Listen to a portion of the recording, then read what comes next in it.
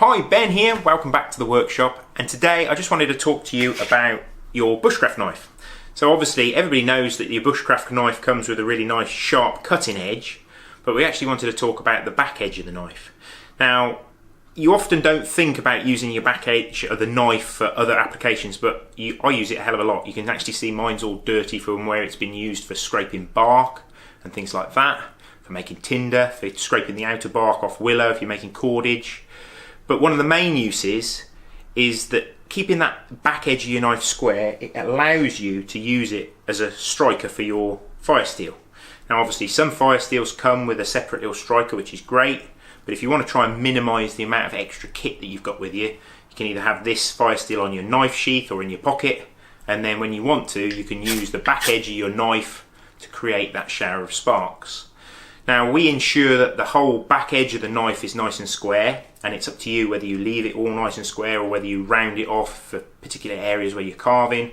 But if you start off with it square, it's a lot easier for you to sort of tailor make it to your needs. Now, that's one of our woodlanders, but when you buy a knife and you want to just get started, so say you buy yourself a cheaper sort of introduction knife. This is a Mora, and I've rounded the tip on this one because we used to do a lot of training at forest schools and made it a little bit safer for the children to have a go with. But because these blades are sort of stamped out, the edge of these often isn't square enough to actually use with a Firesteel. It's too rounded. So what I wanted to do today is show you how to go about improving your introduction Bushcraft knife so that it's going to be good for your Firesteel, but also great for making shavings, preparing tinder and things like that. So let's show you how we go about doing that.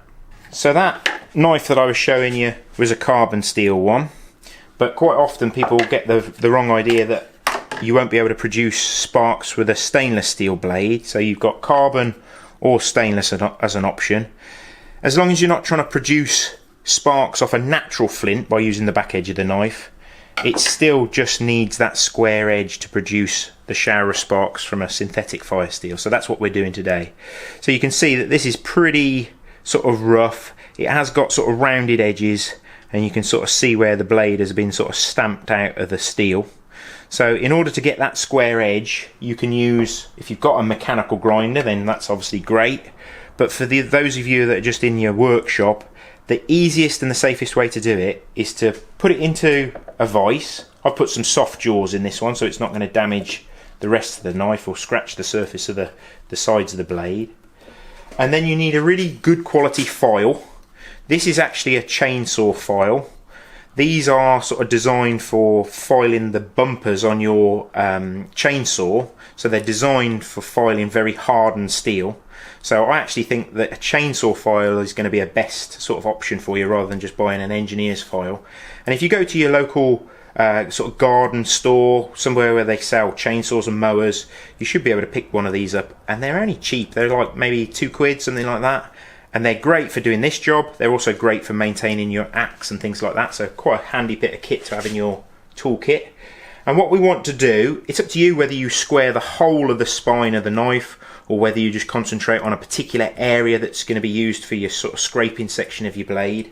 But what I'm going to do is I'm going to start to apply pressure, ideally making that file sit square on the actual tang itself, on the back edge of the knife. And we're just going to start filing down its length, and already you can start to see that it's taking off those corners. It's still got like a little dark patch there where it's sort of almost hollow where it's been sheared. So I'm going to keep filing until that's completely flat and completely shiny.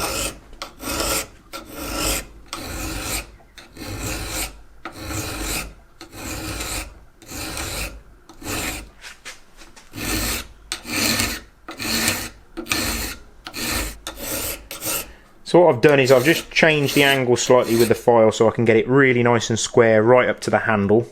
Some people prefer to strike their Firesteel right near the handle. Some people prefer to use the tip of the knife, so it's all personal preference. Because the Mora blade shape has got this sort of almost like a clip point to it, in order to get that section of the blade square, I'm just going to change the angle slightly in the vise, and then I can continue filing that clip point.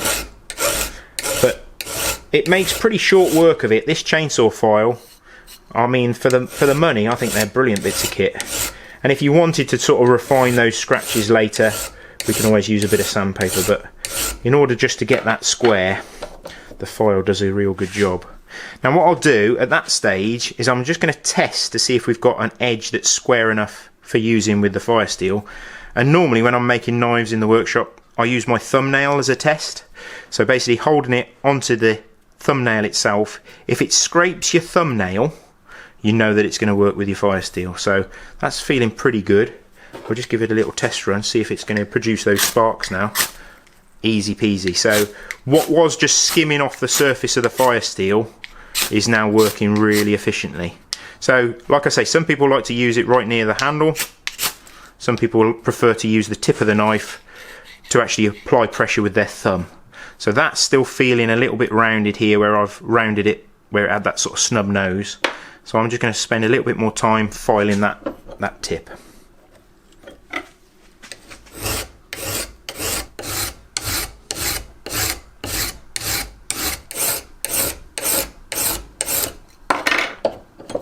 So we've done a little bit of extra filing on that sort of clip point of the knife. So we'll see if that's working a bit better now. Oh yeah, that's got a real nice square edge now, so it's working well. Like I say, some people prefer to use that technique where they apply pressure with their thumb, so you can get some of those shavings coming off the Firesteel before you get it to ignite. I tend to use that technique. So if you are only going to use that technique, then obviously if you wanted to round the spine for near the handle for when you're carving and things, you can pretty much make the back of the knife exactly as you want. So that's working really good. So obviously the file leaves a fairly coarse finish, so if you want to try and refine that sort of finish on the back of your knife, if you don't want it to look too rough, what you can do is pop it back in the vise, and you can use a technique which we call draw filing, where you hold the file pretty much 90 degrees to the actual blade itself, and you just drag it back and forth like so. That will put the scratch pattern all along in the same direction, so it makes it look a little bit neater. It's not brilliant news for the file, but it will leave a better finish on your knife. Or you could use a technique where you actually wrap a bit of sandpaper around the file, and then you can refine those scratches. I mean, it's up to you how fine you take it. It's not going to affect the performance of it, it'll just make it look a little bit better. So that's the carbon steel knife. So I think what I'm going to do is, while I'm here, I'm actually going to do the same with the stainless steel knife, just to show you guys that stainless steel knives will still produce a spark.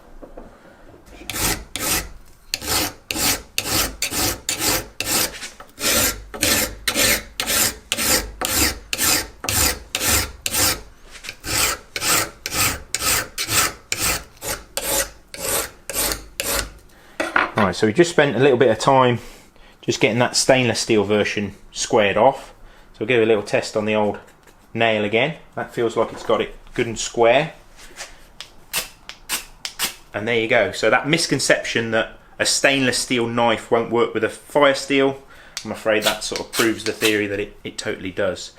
What you will find though, the knives that won't work with a Firesteel, is if it's a laminated blade, so if it's soft steel on either side with a hardened steel core, basically that outer edge, that square edge, just rounds over, so they won't work unless you cut a real deep sort of notch in there with a chainsaw file. So make sure it's not a laminated blade and that will work perfectly. So that's the two Moras sorted out, ready to use with a Firesteel. So let's take them outside and see if we can get a fire going with them.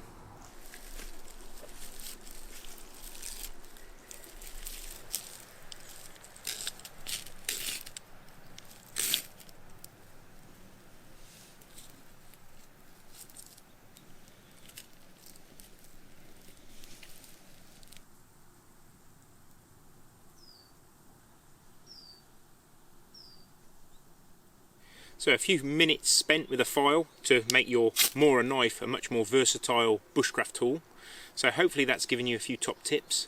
And remember to subscribe to the channel, and we'll see you again next time.